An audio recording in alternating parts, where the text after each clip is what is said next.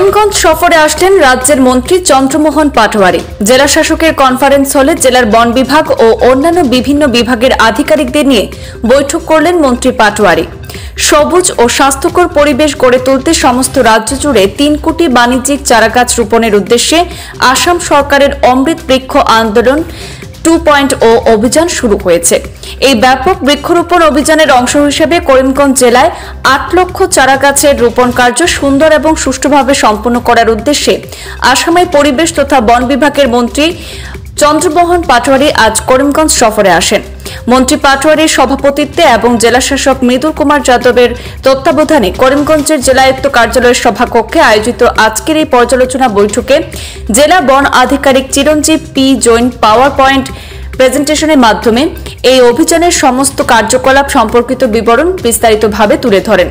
আজকের বৈঠকে উপস্থিত ছিলেন করিমগঞ্জের পুলিশ সুপার পার্থপ্রতিম দাস, করিমগঞ্জ জেলা পরিষদের CEO Lakshminandan Saharia, CCF Rajib Das, DFO Chiranjib P Jain, ADC Dhrubajyoti Deb, ADC Anis Rasul Majumdar, ADC Uday Shankar Dutta, Karimganj BJP দলের সভাপতি Subrata Bhattacharya, assistant commissioner Rongbaman Teron, assistant commissioner Priyanka Yumnam সহ জেলার বিভিন্ন বিভাগীয় আধিকারিক এবং কর্মচারীরা।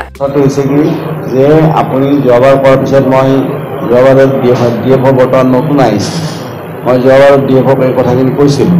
এতিয়া আজি যদি সেইখিনি কথা আকৌ চলি আছে তেতিয়া মই আজি ডিএফঅক কৈ যাম যাতে এনেকুৱা ধৰণৰ বেআইনী কাম হ'ব নোৱাৰে। দেখা গৈছে আমাৰ অসমৰ পানীখিনি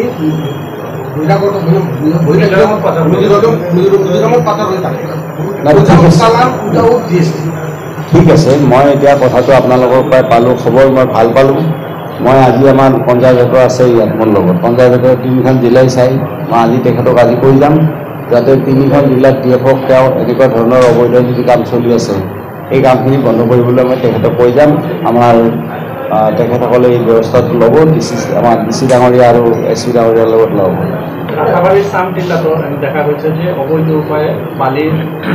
মই ক'লোঁ আপোনালোকে য'তেই নহওক, মই আটাবাৰীয়ে হওক বা ক'ৰবাতে য'তেই নহওক, মুঠতে য'ত অবৈধভাৱে চলি আছে সেইটো বন্ধ হ'ব লাগে বুলি মই আজি কৈ যাম।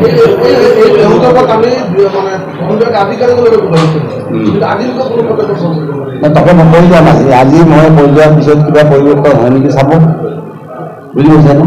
এইটো কথা নাই ঠিক আছে, এইটো আজি মই কৈ যাম কথা। য'ত আহিছিলোঁ আমাৰ ইয়াতে 2খন PRF আছে আৰু PRF 2খন আমাৰ 1988ত নটিফিকেশ্যন হৈছিল, এগ্ৰাছাতি পাৰ্ট 1 এণ্ড পাৰ্ট 2, আৰু এই PRF 2খন আমি RF কৰিব লাগে, ৰিজাৰ্ভ ফৰেষ্ট কৰিব লাগে। তাৰ কাৰণে আমাৰ ডিচি ডাঙৰীয়াৰ আমি অনুৰোধ কৰিছিলোঁ যে এখন মিটিং এৰেঞ্জ কৰিব লাগে আমাৰ ফৰেষ্টৰ ডিএফঅ আৰু অন্যান্য বিষয়াসকলক লৈ। গতিকে সেই সম্পৰ্কত আমি বিস্তৃতভাৱে ইয়াতে আলোচনা কৰিলোঁ। আৰু তাৰ উপৰিও আমাৰ অমৃত বৃক্ষ আন্দোলন চলি আছে বৰ্তমান। গতিকে অমৃত বৃক্ষ আন্দোলনত আমাৰ সন্তোষজনক কথাটো হ'ল যে মই আমাৰ কৰিমগঞ্জৰ ডিচি ডাঙৰীয়া, আমাৰ ফৰেষ্টৰ ডিএফঅ ডাঙৰীয়া, আমাৰ কনজাৰভেটৰ ডাঙৰীয়া, আমি সকলোকে ধন্যবাদ দিছোঁ যে কৰিমগঞ্জ জিলাই যোৱাকালিয়ে তেওঁলোকৰ টাৰ্গেটটো এচিভ কৰিছে।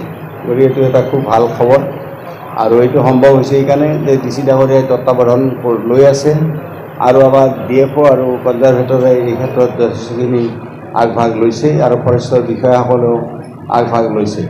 গতিকে এই দুটা বিষয় লৈ আমি আজি কৰিমগঞ্জলৈকে আহিছিলোঁ। গতিকে এইখিনি আজিৰ মূল বিষয় আৰু